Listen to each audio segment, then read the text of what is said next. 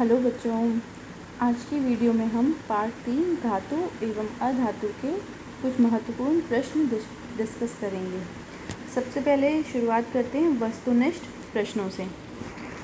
पहला प्रश्न है, एक तत्व ऑक्सीजन के साथ अभिक्रिया करके उच्च गलनांक वाला यौगिक बनाता है। यह यौगिक जल में भी विलेय है। यह तत्व है। तो बेटा इसका आंसर क्या आएगा? कैल्शियम। अब कैल्शियम कैसे आएगा? देखो कि जो भी हमारे जितने भी इसमें से एग्जांपल्स दिए हुए हैं, कार्बन हो गया, सिलिकॉन हो गया, कार्बन सिलिकॉन और क्या बोलते हैं आपका आयरन जो है, ये तीनों ही ऐसे यौगिक नहीं बनाते जो कि जल में विलेय हो। तो आंसर क्या आ जाएगा? कैल्शियम। दूसरा प्रश्न है, धात्विक ऑक्साइड की प्रकृति डैश होती है। धात्विक ऑक्साइड जो होते हैं वो क्या होते हैं? क्षारीय। और जितने भी अधात्विक ऑक्साइड होते हैं वो क्या होते हैं? अम्लीय। ठीक है, याद रखिएगा आगे भी। आगे देखते हैं हम, अधातु जो विद्युत का सुचालक हो। ऐसी कौन सी अधातु है जो विद्युत की सुचालक है? तो हम पहले भी डिस्कस कर चुके हैं। इसका आंसर क्या है? ए, ग्रेफाइट। चौथा प्रश्न, कॉपर, सिल्वर और एल्युमिनियम को उनकी सक्रियता के आधार में बढ़ते क्रम में नियोजित कीजिए। ठीक है, तो इसमें आपको पहले सक्रियता श्रेणी देखनी पड़ेगी, कैसे होती है सक्रियता श्रेणी में, ये किस तरीके से हैं। तो सबसे कम कौन होता है? कॉपर नहीं, सिल्वर, जिसका सिंबल होता है Ag। फिर क्या आएगा? कॉपर। फिर क्या आएगा? एल्युमिनियम। ठीक है बेटा। पांचवा प्रश्न है, अभिक्रियाशीलता के आधार पर अवरोही क्रम में व्यवस्थित सामान्य धातुओं की सूची को क्या नाम दिया गया है? सक्रियता श्रेणी, और इंग्लिश में हम इसे बोलते हैं रिएक्टिविटी सीरीज। आगे देखते हैं छठा प्रश्न, डैश अभिक्रियाशील धातुएं अपने से अभिक्रियाशील धातुओं को उसके लवण विलयन से विस्थापित कर सकती हैं। मतलब अधिक, पहले में क्या आएगा? अधिक जो अभिक्रियाशील धातुएं होती हैं वो क्या करती है? अपने से कम अभिक्रियाशील धातुओं को उसके लवण विलयन से विस्थापित कर सकती हैं। सातवां प्रश्न, अधातुओं द्वारा बनाए गए आयन का नाम बताइए। धनायन या ऋणायन? अधातुएं क्या करती हैं? इलेक्ट्रॉन लेती हैं, प्राप्त करती हैं, तो वो क्या बनाती हैं? ऋणायन। आठवां प्रश्न, कुछ धातुएं जल के साथ बिल्कुल भी अभिक्रिया नहीं करती, ऐसी किसी एक धातु का नाम बताइए। देखो बेटा, जो हमारी सक्रियता श्रेणी में जो नीचे की धातुएं हैं, जैसे सिल्वर हो गया, गोल्ड हो गया, ये जो हैं अधातुएं, ये जल के साथ अभिक्रिया नहीं कर सकती। तो आप दोनों में से कोई भी लिख सकते हैं, सिल्वर या फिर गोल्ड। नौवां प्रश्न, पृथ्वी की सतह पर प्रचुर मात्रा में पाई जाने वाली धातु है। इसमें से आपको 4 ऑप्शन दिए गए हैं, कॉपर, एल्युमिनियम, आयरन और सिल्वर। तो इसका आंसर क्या है? एल्युमिनियम। आगे देखते हैं 10वां प्रश्न, किसी तत्व जिसका जो एटॉमिक नंबर Z से लिखा हुआ है 16 है, उसका इलेक्ट्रॉनिक विन्यास है 286। जैसे हम पहले भी डिस्कस कर चुके हैं। अब ये पूछा गया है कि क्या ये 6 इलेक्ट्रॉन का त्याग करेगा या फिर 2 इलेक्ट्रॉन ग्रहण करेगा। तो इसके लिए बेटा आसान तो यही है कि ये 2 इलेक्ट्रॉन ग्रहण कर ले। ठीक है, आगे देखते हैं, निम्नलिखित अभिक्रियाओं के समीकरण को पूरा करना है, जिसमें आपका फर्स्ट है जो आयरन है वो किसके साथ अभिक्रिया कर रहा है? जल के साथ। दूसरा कैल्शियम वाटर के साथ। तीसरा पोटेशियम भी जल के साथ। देखते हैं इसको। तो सबसे पहले जो हमारा आयरन है वो जल के साथ कैसे अभिक्रिया करेगा? वो क्या बनाएगा? Fe3O4 और हाइड्रोजन गैस निकालेगा। दूसरी हमारी कैल्शियम वाटर के साथ जो ठंडे जल के साथ अभिक्रिया करता है, कैल्शियम हाइड्रोक्साइड और हाइड्रोजन गैस।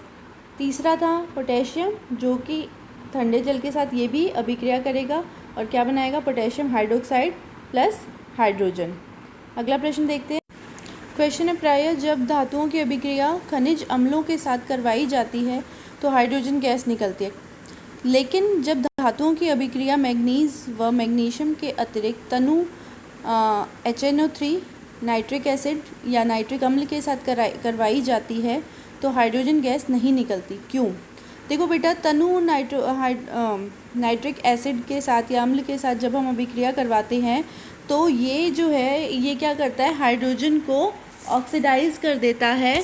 किस में ऑक्सीडाइज कर देता है, जल बना देता है। तो इसको हम क्या बोलते हैं, उपचायक। ये जो हमारा नाइट्रिक एसिड है ये क्या कर देता है, ये बहुत ज़्यादा उपचायक होता है, ऑक्सीडाइजिंग होता है, जो कि हाइड्रोजन गैस को वाटर में बदल देता है, जल में परिवर्तित कर देता है। आगे देखते हैं। तीसरा प्रश्न है, आपको एक हथौड़ा, बैटरी, बल्ब, तार एवं स्विच दिया गया है। इनका उपयोग कर धातुओं और अधातुओं के नमूनों के बीच विभेद कैसे कर सकते हैं। देखो बेटा, हथौड़े से तो हम यही बता सकते हैं कि किस में आवाज़ आती है, कौन ध्वनिक है कौन नहीं है। तो जो ध्वनिक होंगे वो हमारे क्या होंगे, धातु, और जो ध्वनिक नहीं होंगे वो अधातु। दूसरा है बैटरी, बल्ब, तार एवं स्विच। इनसे हम क्या बना सकते हैं, एक सर्किट बना सकते हैं। उसमें हम धातुओं को रख के देखेंगे उस सर्किट के साथ। अगर बल्ब जलता है तो क्या होगा, वो धातु है, और अगर बल्ब नहीं जलेगा तो वो क्या होगा, अधातु। ठीक है। तीसरा है, इसका बी पार्ट है, धातुओं और अधातुओं में विभेदन के लिए इन परीक्षणों का आकलन कीजिए। तो ये परीक्षण हमारे लिए मतलब ये परीक्षण जो है इससे हम अच्छे से पता लगा सकते हैं धातुएं कौन सी हैं और अधातुएं कौन सी हैं। तो हम इनसे साबित कर सकते हैं और हम पहचान सकते हैं। ठीक है बेटा। चौथा प्रश्न है, उभयधर्मी ऑक्साइड क्या होते हैं, दो उभयधर्मी ऑक्साइडों के उदाहरण दीजिए। तो उभयधर्मी ऑक्साइड बेटा वो ऑक्साइड होते हैं जो अम्ल और क्षार दोनों के साथ अभिक्रिया करके लवण और जल बनाते हैं। इसके दो एग्जाम्पल्स हैं, जिंक ऑक्साइड और एल्यूमिनियम ऑक्साइड। इसकी अभिक्रियाएं देखते हैं। जैसे यहाँ पर हम देख सकते हैं कि एल्यूमिनियम ऑक्साइड जो है अम्ल, हाइड्रोक्लोरिक अम्ल के साथ अभिक्रिया करके, ये जो हाइड्रोक्लोरिक अम्ल है इसके साथ अभिक्रिया करके एल्यूमिनियम क्लोराइड मतलब लवण और जल निष्कासित करता है। उसी तरीके से ये क्षार, जो सोडियम हाइड्रोक्साइड है ये हमारा क्षार है और उसके साथ ये लवण और जल निष्कासित करता है। इसी तरीके से आप जिंक ऑक्साइड का भी एग्जाम्पल लिख सकते हैं। आगे देखते हैं। पांचवा प्रश्न है, कारण बताइए। गर्म जल का टैंक बनाने में तांबे का उपयोग होता है परंतु इस्पात का नहीं। तो बेटा जो तांबा जो है मतलब कॉपर जो है वो ना तो हमारा ठंडे जल के साथ अभिक्रिया करता है, ना गर्म जल के साथ, ना ही भाप के साथ। लेकिन जो इस्पात है वो भाप के साथ अभिक्रिया कर लेता है। इसीलिए हम जो अंतर टैंक होते हैं, जो हमारे गीज़र होते हैं, या जो भी कई हमारे इलेक्ट्रिकल अप्लायंसेस होते हैं, बिजली के जो यंत्र होते हैं, उसके अंदर हम तांबे का उपयोग करते हैं। दूसरा प्रश्न है, आभूषण बनाने में सोने और चांदी का उपयोग किया जाता है। तो ये चीज़ हम पहले भी डिस्कस कर चुके हैं कि सोने और चांदी का उपयोग इसलिए किया जाता है क्योंकि ये किसी के साथ अभिक्रिया नहीं करती, ना ही जल के साथ ना ही वायु के साथ। तीसरा, सोडियम, पोटेशियम एवं लिथियम को तेल के अंदर संग्रहित किया जाता है, क्यों? क्योंकि सोडियम, पोटेशियम और लिथियम जो है ये नमी और वायु के संपर्क में आते ही जो है जलने लग जाते हैं और इसमें बहुत तेज़ क्रिया होती है। इसीलिए हम इसको तेल में डुबो कर रखते ताकि ये वायु और नमी के संपर्क में ना आ सके। छठा प्रश्न है, जिंक, मैग्नीशियम एवं कॉपर के धात्विक ऑक्साइड को निम्न धातुओं के साथ गर्म किया। देखो, जिंक ऑक्साइड, मैग्नीशियम ऑक्साइड और कॉपर ऑक्साइड को किसके साथ गर्म किया गया? जिंक, मैग्नीशियम और कॉपर के साथ। अब जिंक जो है वो जिंक ऑक्साइड के साथ तो रिएक्ट नहीं करेगा। मैग्नीशियम ऑक्साइड के साथ जिंक जो है, मैग्नीशियम जो है वो ज़्यादा क्रियाशील है जिंक से, तो यहाँ पर रिएक्शन होगी। कॉपर के साथ नहीं होगी क्योंकि जिंक जो है वो ज़्यादा क्रियाशील है कॉपर से। ये आंसर आपको सक्रियता श्रेणी देखकर पता चलेगा। अगर आप सक्रियता श्रेणी आपको याद है तो आप इसको अच्छे से आंसर कर पाएंगे। मैग्नीशियम ऑक्साइड जिंक के साथ अभिक्रिया करेगा? नहीं, क्योंकि जिंक जो है कम क्रियाशील है। ये भी नहीं और ये भी नहीं। कॉपर ऑक्साइड जिंक के साथ क्रिया करेगा? क्या कॉपर ऑक्साइड जिंक के साथ क्रिया करेगा? यस, जिंक ज़्यादा रिएक्टिव है और यहाँ पर भी ज़्यादा रिएक्टिव है कॉपर ऑक्साइड नहीं। ठीक है बेटा, तो आप इस तरीके से आंसर बता सकते हो और इसमें आपको ये भी पता चल जाएगा कौन सबसे ज़्यादा रिएक्टिव है। सबसे ज़्यादा रिएक्टिव इसमें से कौन सा है? सबसे ज़्यादा क्रियाशील मैग्नीशियम, फिर कौन सा है? जिंक, फिर कौन सा है, कॉपर। ठीक है बेटा, आगे देखते हैं। किसी एक ऐसी धातु का उदाहरण दीजिए जिसकी आघातवर्ध्यता सबसे अधिक होती है। तो सबसे अधिक आघातवर्ध्यता किसकी होती है, गोल्ड की, सोने की। दूसरा है जिसकी ऊष्मा की सुचालक सबसे अधिक होती है, जो ऊष्मा को अच्छे से अपने अंदर से आर पार होने देता है, वो कौन है, सिल्वर, चांदी। जो उन्मुक्त अवस्था में नहीं पाई जाती, मतलब जो फ्री स्टेट में नहीं पाई जाती, वो कौन है, सोडियम, पोटेशियम, आप कोई भी लिख सकते हैं। 8वां प्रश्न, एल्युमिनियम में ऐसा कौन सा गुण है जिसके कारण उद्योग जगत में इसकी काफ़ी मांग है। तो बेटा एल्युमिनियम जो है वो कम रिएक्टिव होता है, मतलब कम अभिक्रियाशील है, मेलिएबल है, मतलब आघातवर्ध्य है, तन्यता है, उसमें डक्टिलिटी है और बहुत ज़्यादा मात्रा में पाया जाता है। तो ये सभी गुण जो हैं, इन गुणों की वजह से हम एल्युमिनियम को उद्योग जगत में काफ़ी ज़्यादा यूज़ करते हैं। एल्युमिनियम में जंग वगैरह भी नहीं लगता जैसे कि लोहे में लग जाता है, तो इसलिए हम एल्युमिनियम को बहुत ज़्यादा यूज़ करते हैं। 9वां प्रश्न, जब एक धातु X की अभिक्रिया ठंडे जल से कराई जाती है, वह एक क्षारीय लवण देता है जिसकी आणविक सूत्र है XOH।